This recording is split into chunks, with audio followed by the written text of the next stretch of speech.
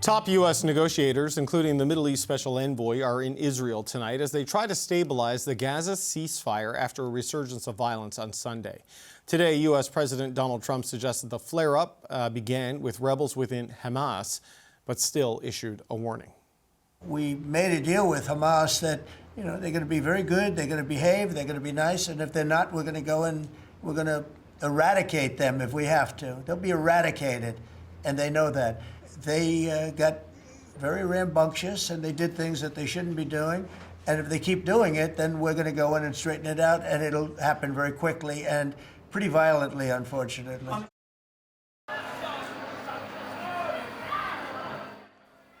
Israel launched a wave of airstrikes across the Gaza Strip on Sunday, which Gazan health officials say killed 45 people. Israel had accused Hamas of killing 2 Israeli soldiers, which Hamas denies responsibility for. In response, Israel also halted all aid deliveries to Gaza on Sunday. But deliveries at some border crossings resumed today, and both Israel and Hamas are reaffirming their commitment to the ceasefire. So is there still hope that this fragile peace can ease Gaza's humanitarian crisis? Ross Smith is the Director of Emergency Preparedness and Response for the UN World Food Program. He joins us from the program's headquarters in Rome. Ross Smith, it's good to meet you. Thank you for being here today, sir. Thank you for having me on. The ceasefire was an opportunity for aid to get in, but then there was this break in the calm over the weekend. How much did the renewed attacks and the temporary stoppage of aid by Israel affect deliveries into Gaza?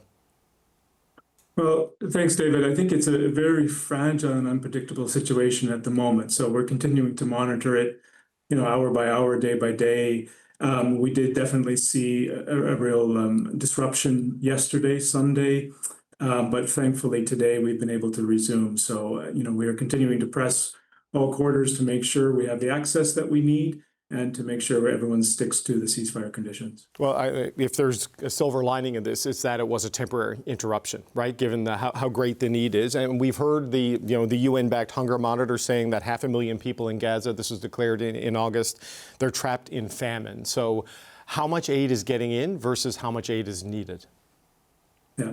Well, we certainly, ever since May, we've been really struggling to get sufficient quantities in. There's been a lot of impediments, a lot of bottlenecks, and restricted access. So over the past week, we've had an average of 100 trucks per day going in, which is what we're asking for. And that's enough food to feed 500,000 people just in the last 5-6 days, as well as support for people that are malnourished. So more than 70,000 people have received malnutrition support, both prevention and treatment support over the past 5 days as well. So we're getting there. I think the first 2-3 days after the ceasefire were very fragile, and we've continued to see a scale up ever since then. Well, 100 trucks per day, I mean, that is a substantial increase from what it's been. I mean, there's either been no trucks or single digits or fewer than 20, if I'm remembering some things correctly. So this is a pretty significant scale up for your operation.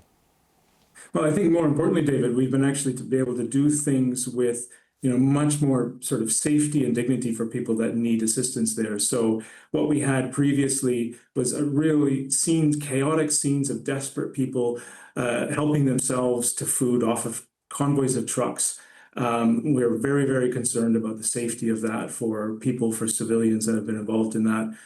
Over the past 5 days, we've been able to resume proper food distributions, but also nutrition support at health centers. We've actually opened temporary learning spaces where we have almost 50,000 students benefiting from meals in these temporary learning spaces. So we're being able to provide assistance in a much more dignified and safe manner now.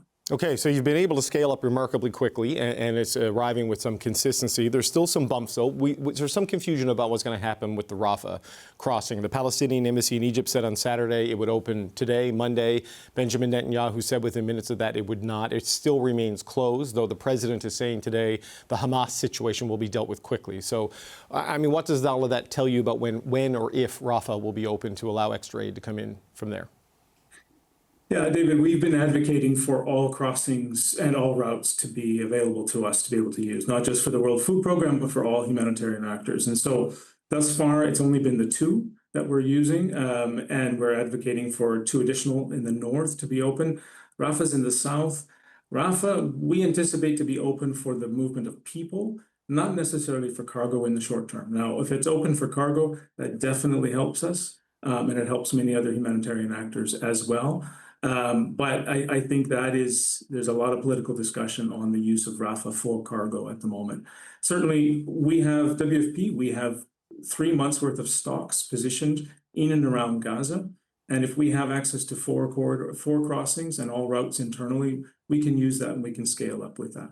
Where do you think you could scale up to? You're at 100 trucks a day right now on average. I mean, what could you bump the average up to? Well, under the ceasefire protocol, we're looking at 600 trucks a day to be moving humanitarian supplies moving into Gaza. On top of that, we would anticipate commercial traffic as well. So this helps across a number of different sectors. WFP, for our own programs, for the World Food Program, we're looking at that, maintaining that 100 trucks every single day, but also providing logistics services to other partners. So we do that on behalf of the humanitarian community to a total of up to 600 trucks. Okay, so you say you've been able to scale up food distribution in a safe way, reestablish some learning centers, educational centers for the population in Gaza.